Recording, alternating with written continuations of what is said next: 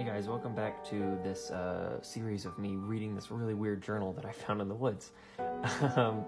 So last time we found out that the guy who wrote this journal was assigned to research a guy named Dr. William Randolph, who was apparently one of the scientists who worked on the Manhattan Project, which was the project that developed the atomic bomb.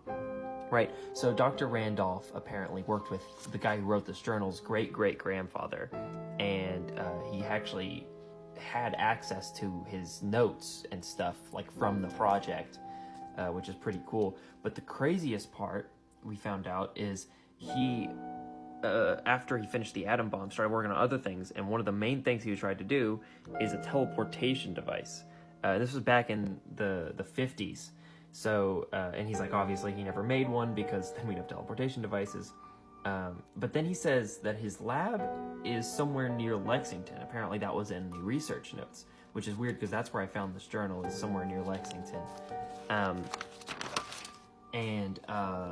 Here's the crazy part. He thinks that the lab still exists and has like unfinished inventions in it because Dr. Randolph apparently just like disappeared in 1955. Like, he didn't die, he just disappeared. Like, they never found his body. I mean, everyone just assumed he was dead because he was like 63 years old. I think 63 years old.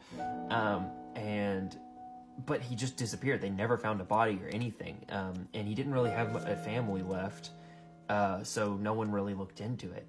But he's like thinking that it's really weird. He thinks that maybe his lab still exists somewhere and is just unfound and has like all these unfinished blueprints, and he's like, wonder if there are any inventions that are in there that we actually could use, that are, or anything. If either way, it's a historical value.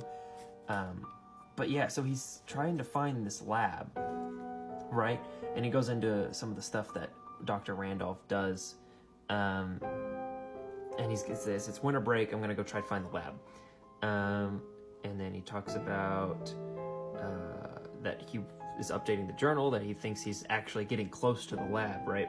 So he's like, there are clues in the research notes that are almost like a puzzle that lead you to the lab, which is just really weird. Why would you leave puzzle clues to where your lab's location is? Like, I don't know, that's very strange to me.